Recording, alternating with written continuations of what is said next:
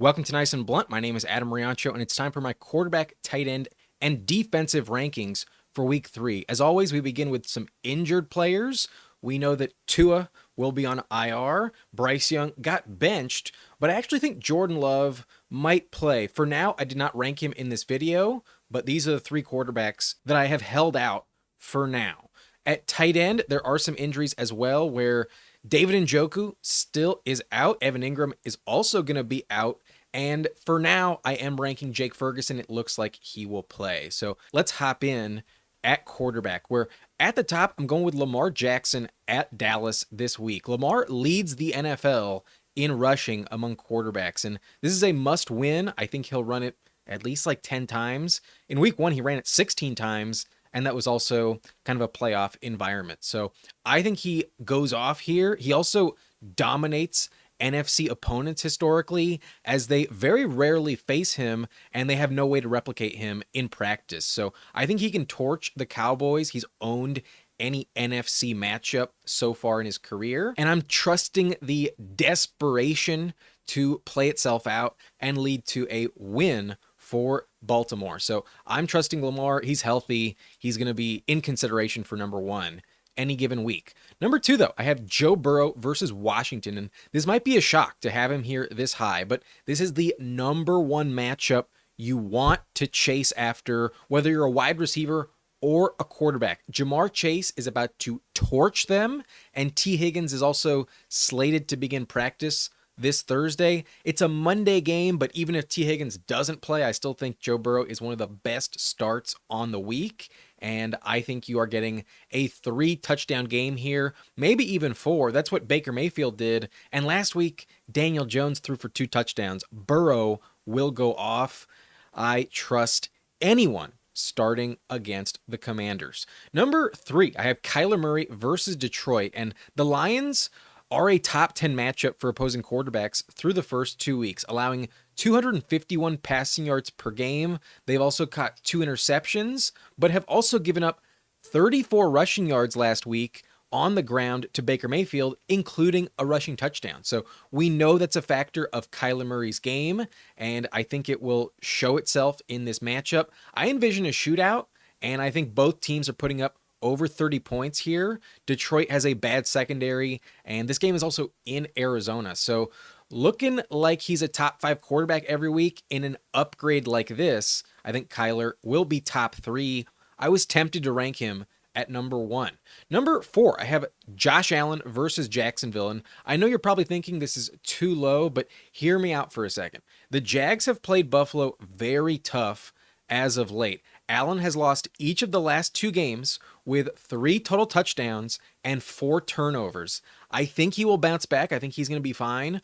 But in 3 career games against Jacksonville, he's never scored more than 24 points per game, and he's only averaging 17.2 fantasy points per game. So you're getting a high floor with him every single week. But last week, James Cook vultured all the touchdowns, and we didn't really get any explosive plays from Allen. So I think he'll be better this week, but I don't think he's number 1. I think the Jags will have some tricks up their sleeve. They've played very tough against the Bills. So yes, he's a must start. I'm not benching Josh Allen, but I am pumping the brakes. I'm lowering the expectations a little bit for Allen in week 3. This might be the lowest rank I give you on him all year long.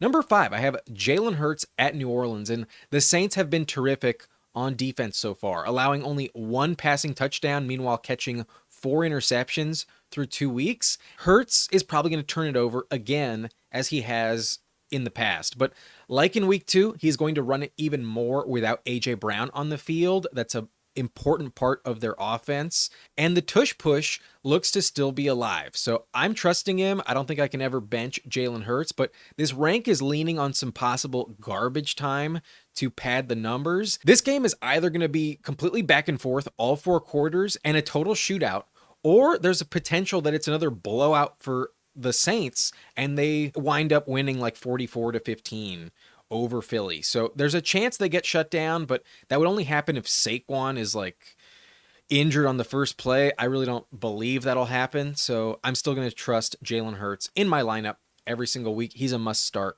no matter what. I have CJ Stroud, though, at number 6, and he had a very tough matchup last week and still has not turned the ball over, even against Chicago. And Purdy just threw for 319 yards versus the Vikings. The difference here is that Stroud will convert for multiple touchdowns, not just one, and I don't think he turns it over himself. So very high ceiling this week, could turn into a shootout at the Vikings. Number 7, I have Jayden Daniels at the Bengals, and he has yet to throw a touchdown, but is also yet to turn it over. So on one hand, it's just a rookie not playing well. On the other hand, it's a rookie preventing some mistakes. So he's not terrible. He's also adding 66 rushing yards per game, and that's going to keep him as a viable top 10 play every single week.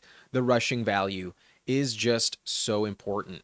Number 8, I have Patrick Mahomes at Atlanta, and honestly, he has not been impressive at all. We thought the upgrades in the wide receiver core would bring his ceiling back, but Hollywood is not going to play this season. Kelce has barely been involved, and now Pacheco is on IR. So there's some genuine risk with this offense. His turnovers are not helping either, and I'm ranking him here based on the respect you have to give him. But he might be falling even further if he doesn't put up 20 plus points this week. I'd actually be kind of worried if I drafted Mahomes and don't have a legit backup in a competitive league without many options on the waiver wire. But you'll probably be able to piece it together. Even if he's bad, you'll be okay at QB. But QB 8 is not what we drafted, not what we were expecting entering the season. Number 9, though, I have Jared Goff at Arizona, and we expected Goff to be money at home, but this offense looks rusty. He threw for 2 interceptions last week, but the Cardinals do not have a pass rush like the Bucs do,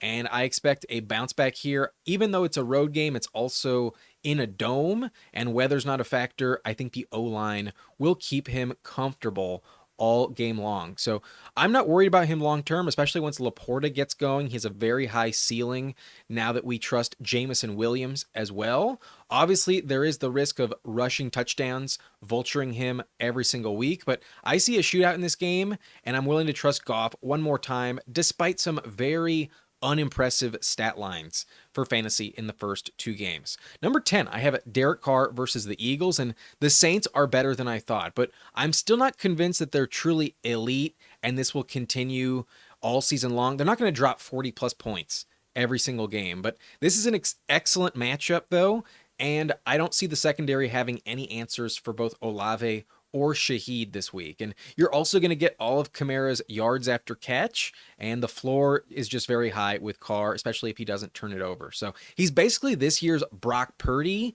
If these numbers continue, he'll probably be a weekly top 12 play. Number 11, though, speaking of Brock Purdy, I have him here on the road at the Rams, and I still think he offers a very safe floor. We knew the Jets matchup with Ayuk rusty in week 1 was probably a good spot to bench him, and that turned out to be true. But last week, he also turned it over twice against the Vikings, but he also still threw for 319 yards. So while he does lose Deebo Samuel this week, I think that will take away some touches in the run game and also help the volume for Purdy in general, and they will need to lean on the pass a little bit more in general. So I'm not worried about it. I envision this to be a possible blowout in favor of the Niners against their biggest rival in division, who is injured up and down the depth chart. They will take their opportunity to step on the Rams' neck. So I think Ayuk is going to go off in this one, and although Mason doesn't catch passes, that's the only thing missing here, a pass-catching running back. Kittle and Jennings will be perfectly fine, and I still think Purdy is a very safe play. From a floor standpoint, he's a lock in the top 15 moving forward, and he always offers you that top 10 upside any given game. So I like him at number 11. I'm starting him in one of my leagues, and I think he'll be pretty good.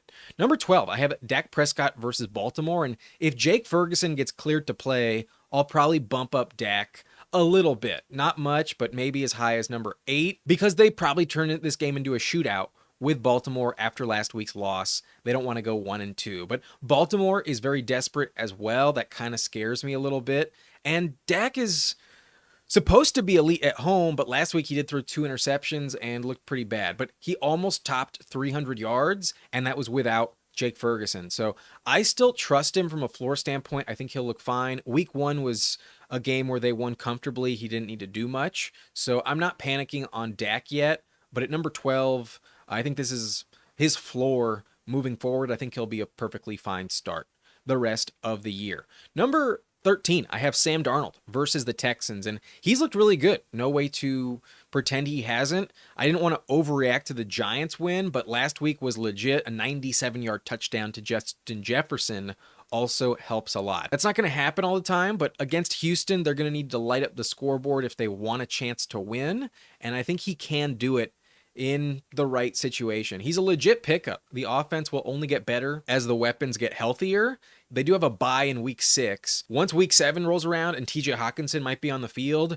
you're going to get some really, really good games from Darnold. So I think he's a top 15 play this week. I really do. He's been pretty solid the first 2 games. Number 14, though, I got Baker Mayfield versus the Broncos. And I think the elite run for Baker hits a speed bump here. I'm less worried about the Broncos secondary and more so worried about them just not needing to throw it very much in the second half. I think the Bucs probably lean on the run to kill the clock and get out with a win as quickly as they can. But I don't want to underestimate him. This rank still accounts for some upside. I think he remains in the high-end streaming conversation, but at 14, I do like some other names more, like Carr and Darnold, who you could have gotten off the waiver wire. So he's fine. I would definitely pick him up if I needed some depth. But this week at number 14, he's not a must start, in my opinion. Number 15, a player I'm actually benching myself in the subscriber league for Jared Goff. It's Anthony Richardson versus Chicago. I'm legitimately worried about this matchup. The Bears held Houston to only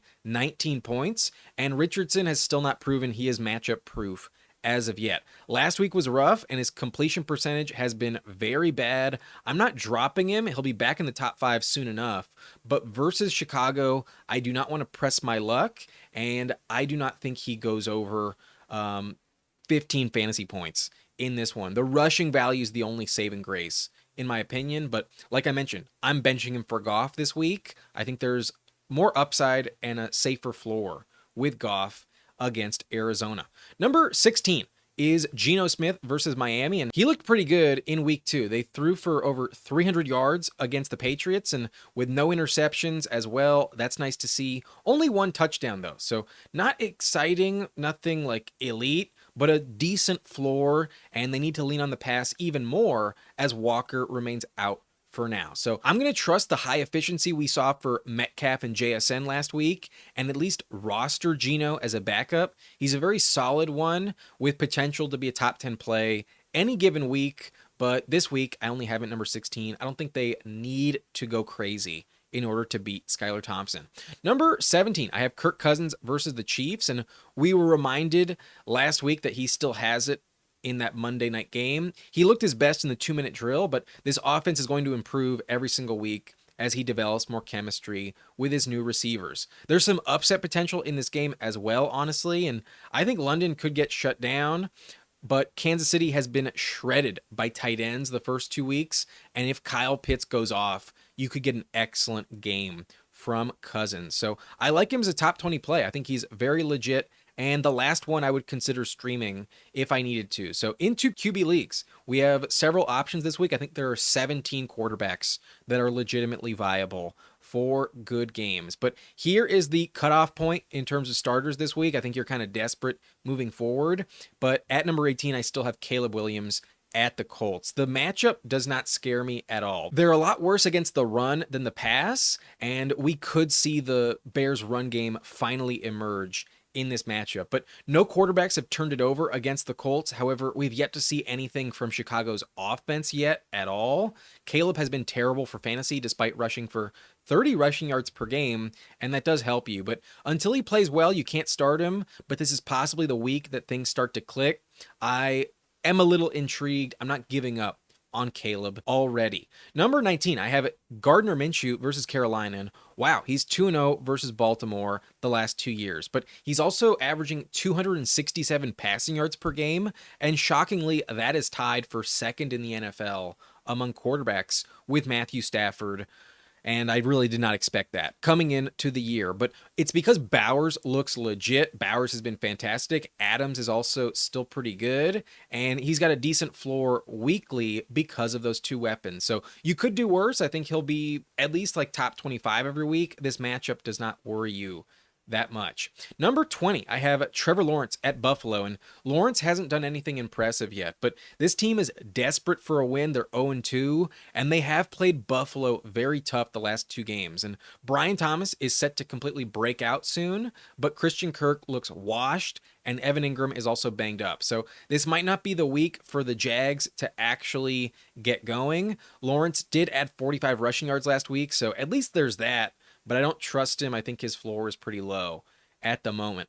Number 21, I have Skylar Thompson at Seattle. And say what you want, but when a quarterback has Tyreek Hill, Jalen Waddle, and Devon Achane to throw to, we're going to see some stat padding pretty often. And that's all I'm looking for here at this point in the ranks. He has some upside. No one else this late offers the same upside with those caliber of weapons. Number 22, I have Deshaun Watson versus the Giants, and he's still a bad quarterback, but he was fine last week with no turnovers and a rushing touchdown as well. If it wasn't against the Giants, then I would have him ranked much lower, but you could do worse. I think he'll be somewhat decent. In a super flex league, he's not the worst bet to make. Number 23, I actually have Andy Dalton at Las Vegas, and it's completely unknown if he'll be better than Bryce Young, but I think he at least knows how to move the chains. Not much touchdown upside here, but maybe this team is so tired of losing that the quarterback change does add a spark. I wouldn't trust it, but it gets really ugly moving forward, and that's why he is ranked this high.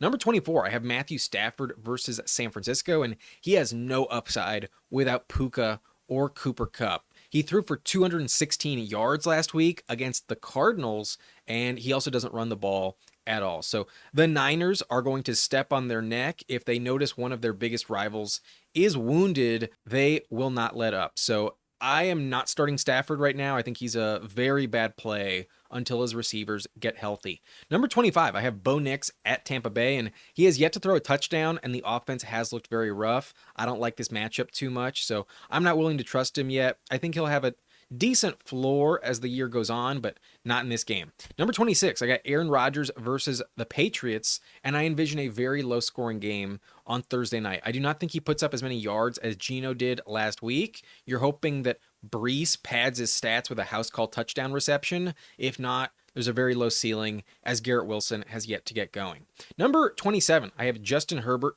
at Pittsburgh, and his leg injury is a legit concern, but this will be a low-scoring dogfight in Pittsburgh this week, and I'm benching both quarterbacks. I'll have some interest here after the Week 5 bye, however. Number 28, the other Justin Fields in this same game versus the Chargers. I don't like this matchup. The defense looks very good for LA, and I think we finally see Fields turn it over. I think he could look completely horrible in this game. Definitely a low-scoring game. Despite the rushing value, I'm going to say no thank you.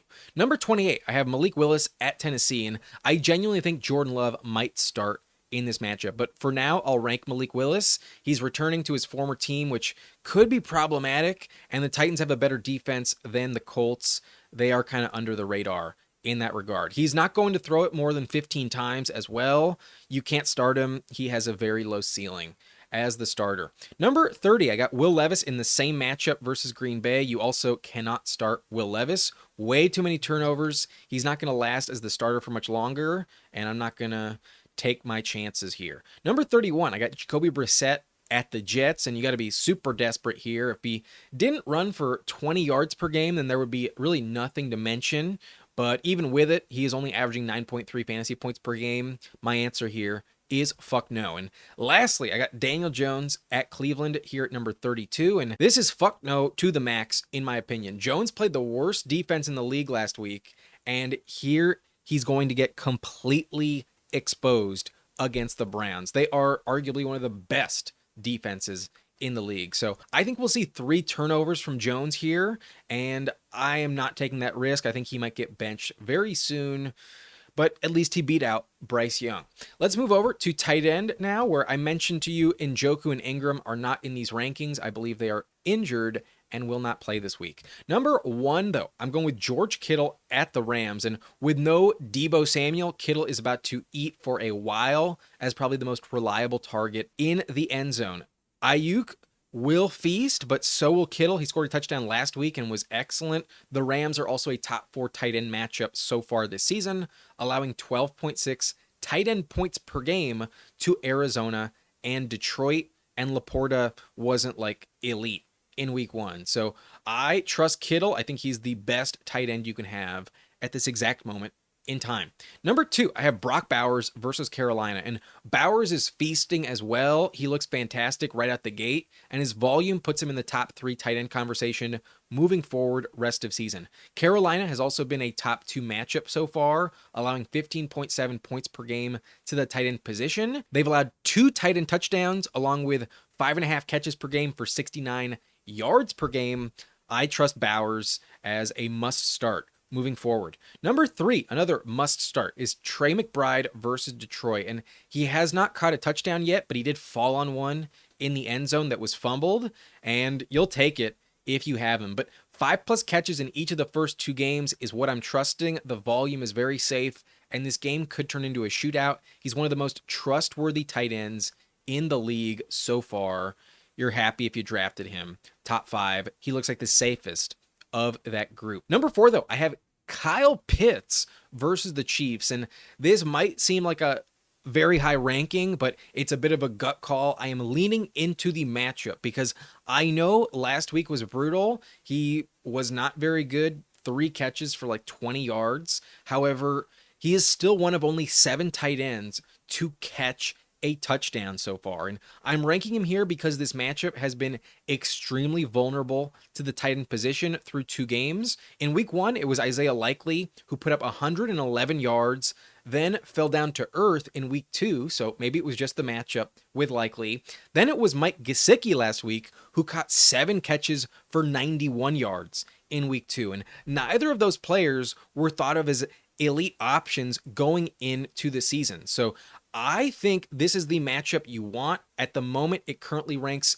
number 1 against the position. They are giving up an average of 23.1 fantasy points per game with an average of 138 receiving yards on a per game basis. So that is why I want to start Pitts this week. I think they will be pivoting to him instead of Drake London because the Chiefs are also excellent at shutting down number 1 wide receivers. So at home, give me Kyle Pitts. I think there is some sneaky upset potential in this game, and I think he's a top 5 play in week 3. He could dominate them for 100+ yards and maybe even multiple touchdowns. So love Kyle Pitts this week. I think he is a must start because of the matchup. You're going to want to stream tight ends against Kansas City and maybe try and sell high on Pitts after this matchup. Number 5, though, here is where I have Sam LaPorta, who was very disappointing in week 2. We thought he would bounce back. Week 1 was pretty mediocre, but it wasn't as bad as week 2 was. But he's also due for a touchdown in a big game sooner or later. They got Amon-Ra very involved last week. Week 1, it was Jameson's turn, and St. Brown is banged up at the moment, so why not boost the confidence of your year 2 stud tight end? I think he's due for a touchdown, but he hasn't played well so far. That's why he's only ranked at number 5. You're still starting him no matter what, but I actually prefer Kyle Pitts and Brock Bowers this week. Number 6, I have Jake Ferguson versus Baltimore, who's at the moment questionable with his knee injury, but according to reports, he is practicing, albeit in a limited capacity on Wednesday and Thursday, and I think he might get upgraded to full on Friday. He almost played last week, but he didn't. He was very close to being active, and I think they were just being cautious. I think he plays in this game, and I think they use him a lot. His backup, Luke Schoonmaker, had 6 catches last week, and we know the run game is not established yet, so he can slide in as the number 2 option on this team very quickly. That's what I expected coming into the year, and if I have him on one of my teams. I'm starting him this week no matter what. Baltimore is a top 3 matchup for tight ends as well. They give up 8 catches per game for 90 yards per game. I really trust Ferguson. I think he's an excellent play this week. I was tempted to rank him above LaPorta, but I did not. I backed out. At number 6, though, I think he's a lock in your lineup. Number 7, I have Mark Andrews at Dallas, and it's good to see he's not washed after all. He did bounce back in week 2 and was more targeted than likely. So you're still trusting him to be the top 10 option at tight end every week, but the ceiling has came down in what is more of a committee tight end approach in Baltimore likely does hurt the ceiling with Andrews. Number 8, though, I got Dalton Kincaid versus Jacksonville. And week 1 was terrible, but in week 2, he at least got 4 targets. They were up big early, and James Cook stole all the touchdowns in the first half. So they kind of stopped playing after Tua's concussion as well. I don't really read into the stat lines so far. I still believe in Kincaid, but he's not lived up to expectation yet. That's why I've lowered him in the rankings a few spots. Number 9, though, I have Travis Kelce at Atlanta, and he has looked very bad. He did have a big catch that was called back on penalty last week, but he finished with just 1 catch for 5 yards, and that's brutal. We know that they will save him for the playoffs, but right now you have to be worried if you drafted him because he is nowhere near the player we remember through the first 2 games. At least for now, I do think he will be exploding in week 4 versus the Chargers, but in this game, I'm a little worried how this offense adjusts without Pacheco. The Falcons might double team him, and that could hurt his value once again. So I don't think you have to start him. If you have Kyle Pitts or Ferguson, for instance, I'd rather look elsewhere. Number 10, though, I have Dallas Goedert at New Orleans. And even without A.J. Brown, his volume did not increase. So this offense is not using him that much. He's just a floor play with random touchdown upside. But that's what you're getting from every tight end moving forward. He is a safer floor play than some of these other guys. Number 11, I have Hunter Henry at the Jets. And 12 targets in week 2 is elite. But how often will that repeat? He's not totally safe, but he is worth rostering if you need some depth. Number 12, I have Isaiah Likely at Dallas, and he sure did fall down to earth in week 2. It looks like Andrews is still the guy, but I still think Likely will remain involved, just not at that elite rate we saw in week 1. He's more of a high-end streamer than an automatic top 10 play. Number 13, I have Zach Ertz at the Bengals, and Ertz had 4 targets in back-to-back games so far. Senate is not involved yet, and Ertz is a safe way of avoiding a bagel, but the touchdown probably does not hit. Number 14, I have Mike Gesicki versus Washington, and he had a lot of volume last week, but I think it was just the matchup along with the fact that T. Higgins was out, and I do think the wide receivers do the bulk of damage in this matchup, especially with Higgins expected to be back. Number 15, I have Brenton Strange at Buffalo, who had 6 targets in week 2, filling in for Ingram, who is injured. And while he didn't catch all of them, he turned it into 3 catches for 65 yards, so high efficiency. That's not terrible from a streaming tight end. That's just hard to expect the same efficiency every single week. He's worth mentioning, but not a must start at this point. Number 16, I have Cole Kmet at the Colts, and while Keenan Allen is hurt, there is some more opportunity here. He did get 5 targets last week, but the offense is bad. It's not very safe. I'll probably pass if I can on Kmet. Now, I'm really trying to bench them, but if you're desperate, I'll mention them. Juwan Johnson comes in at number 17 versus Philly, and he scored a touchdown in week 1, but then a bagel in week 2. It's a gamble, but not the worst one to make. Number 18, I have Pat Freiermuth versus the Chargers, and I think he would have had better stat lines with Russ as opposed to Fields, but that's just not the case. It is what it is, and this offense just looks pretty bad. The touchdown obviously got vultured by Darnell Washington last week, and you can't be happy about that. Arthur Smith is going to be a big headache for Freiermuth all year. Number 19, I have Dalton Schultz at Minnesota, and there's just too many mouths to feed in this offense, but who knows? He could find the end zone randomly in a good offense like this. That's just what you're praying for. And same goes for Geno Smith. He was heavily involved last week, but Tyreek and Waddle did suck. They were kind of shut down, and he loses a lot of value with Skylar Thompson at quarterback. So no thanks, but the last few guys I'll mention, just for watch list purposes, I have Greg Dulcich at number 21 at the Buccaneers. He had 8 targets in week 2. That is something to notice, but he only caught 3 of them for 16 yards. So not going to pick him up just yet, but it has piqued my interest. Number 22, I have Chigo Okonkwo, and you're just praying for a touchdown. He did score one in week 1. Number 23, I have Taysom Hill, who is no longer one of the focal points in this offense. That's good for the Saints, but who knows, he might find his way into the end zone randomly at any time this year. Number 24, I have Colby Parkinson versus the Niners, and the offense just looks terrible without the top 2 receivers, so if you had him, go ahead and drop him. Number 25, I have Hayden Hurst at Pittsburgh, and you're praying for a touchdown. The Chargers have used the tight end position a little bit, but Will Dissly could be the guy. It is a true gamble. So that's it for tight ends. Let's wrap up this video with defense now. where at number 1, I'm going with the Browns versus the Giants. Myles Garrett is about to wreck Daniel Jones, and Denzel Ward will give Neighbors a much more difficult time than last week. This is not the Commanders. The Browns are an excellent play. My number 1 on the week. Number 2, I have the 49ers at the Rams, and after a loss with the chance to curb stomp their biggest division rival while they're wounded, this is an automatic start here. The Niners are an elite play this week. At number 3 and 4, I have the Chargers and the Steelers in Pittsburgh back-to-back. I prefer the Chargers because I did pick them to win, and I think this is probably the lowest scoring game on the week. Both defenses had looked elite, and neither offense is scary. And while, yes, the Chargers' run game is good, Pittsburgh is very familiar with Greg Roman and his Baltimore offense, along with Gus Edwards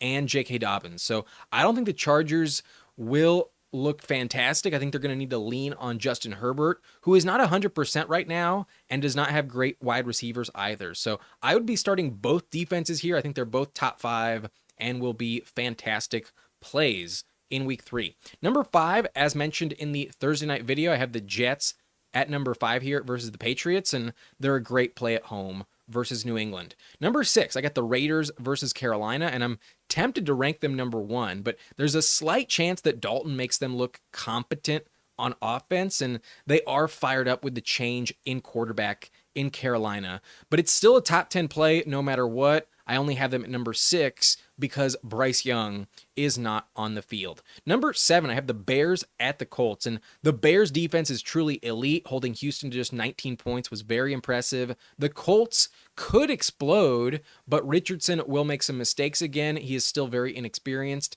and their schedule is about to open up moving forward. I think they are a weekly top 10 play for about a month and a half. In week 4, they get the Rams at home, followed by the Panthers at home, then the Jags at home, followed by a bye in week 7. Then they get the Commanders on the road, Arizona on the road, and finally New England in week 10. So I would be picking them up, maybe even to start this week, but at least as a stash. Moving forward, I think the Bears are going to be a top 5 fantasy defense. You want them on your bench, if not your starting lineup this week. At number 8, I got the Bucks versus Denver, and with Bo Nix still yet to throw a touchdown as a rookie, his weapons are not helping him. I think the Broncos are going to be a weekly matchup to chase as defensive streamers. So I like this spot here. The Bucks at home, I think, have a very high floor. The Denver run game has been terrible, and I think the Bucks are a top 10 play this week. Number 9, I got the Patriots at the Jets, and the Jets offense is not impressive yet. Patriots will keep it close, and it'll be another low-scoring game here, as I mentioned earlier on the previous video. Number 10, I got the Packers at Tennessee, and the Packers defense shut down Richardson at home. They can definitely get some turnover help from Will Levis as well, even in Tennessee, and I think they're a pretty safe start.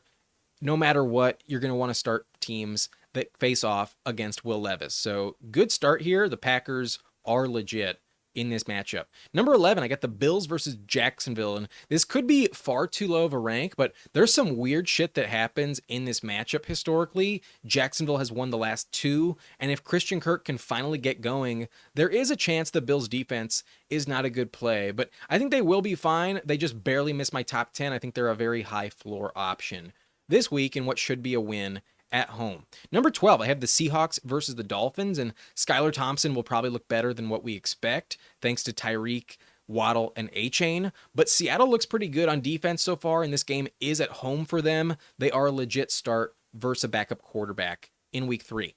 Number 13, I got the Titans versus the Packers, and the Tennessee defense is legit, but Levis keeps giving them short fields. If Malik Willis is the start, this rank will hold. However, if he does not, I will be moving them way down the board. I think there is a world where Jordan Love does play this week, and the floor would go away entirely. So I don't fully trust them. I do think there's some risk that if Love is a last-minute start, they could burn you if you don't have enough time to drop them, if you're like not paying attention or something. And that's why I'm trying to stay away. I actually think they're not the best option this week. I'd much rather go with like the Bears or the Raiders in week 3. Number 14, I have the Chiefs at Atlanta, and the Falcons did look better in week 2 and normally play very tough at home, but the Chiefs defense needs to step up without Pacheco moving forward, and I think they're just average this week. Not a must start, but still in my top 15. They're decent this week. At number 15, I got the Colts versus Chicago, and I'm not impressed with the Colts defense so far. I'm just very concerned with the Bears offense. Caleb is still learning, and it could be a very low score in this game too. The Colts aren't like an atrocious bet this week, but 16 and 17, I have the Ravens and the Cowboys in Dallas back-to-back. I prefer the Ravens because I think they win, but honestly, this game really scares me. It feels very hard to predict whether the defenses completely show up or it's a complete shootout. I think Baltimore wins, so that's why I give them the edge. We thought Dallas was a safe play last week, and that was dead wrong. They are not an obvious play this week against an offense that could hang 40 points because their back is against the wall. Number 18, I have the Falcons versus Kansas City, and there's some sneaky upset potential here. This offense could struggle without Pacheco, and especially if Kelce still does not get going, the Falcons could shut them down, but they could also give up 35 points to Kansas City, so beware of the risk. I'd rather just avoid it entirely. Number 19, I have the Bengals versus Washington, and the Commanders' offense is nothing special so far. I think the Bengals look really good in a must-win situation. They will not go 0-3. They will be winning this game. Number 20, I have the Giants at Cleveland, and I don't trust the Giants defense, but Cleveland has nothing to threaten you with, so could be a low-scoring game on both ends with some turnover potential looming for the Giants. Number 21, I have the Panthers at Las Vegas, and maybe there's a spark with Dalton, but even against Minshew, I don't trust their defense to show up. Number 22, I have the Jags at Buffalo, and part of me wants to call upset here for the third time in a row, but there's extra rest for the Bills, and it's also in Buffalo. I'll pass. It could completely blow up in your face if you do trust them at the Bills. Number 23, I got the Dolphins at Seattle, and the defense does need to step up without Tua, but how much can they really do in Seattle? If Walker plays, I'd be very worried, and even if he doesn't, I'm not trying to start them. Number 24, I have the Broncos at Tampa Bay, and the Bucs have a very good offense so far. I would not trust Denver at the moment. Number 25, I got Texans at Minnesota, and this game has shootout potential, so I'll pass. I think Houston wins.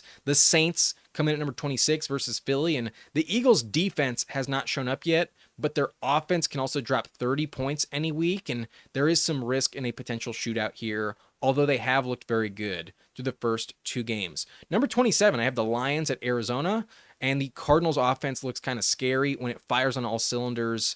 I would not like to be betting against it. So the Lions defense is still a weakness. I'll pass. 28, I got the Vikings versus Houston, and they looked great in week 2, but Houston is a Super Bowl contender as well, just like San Francisco, and the only hope here is if Mixon doesn't play and Cam Akers like fumbles it twice as a gift to his former team. Number 29, I got the Rams versus San Francisco, and even without Debo, I have no interest in the Rams' ability to compete in this game. Fuck no. Number 30, I got the Eagles at New Orleans, and the Saints have scored 91 points on offense in 2 games. Fuck no as well. Number 31, I have the Cardinals versus Detroit, and this is most likely the biggest shootout of the week in my opinion. Cardinals defense has not convinced me to trust them after beating a depleted Rams offense last week. And lastly, I have the Commanders at Cincinnati, and Burrow could hang 40 this week. They have no answer for Jamar Chase. You are not starting the Commanders at all. So these are my rankings this week, the top 20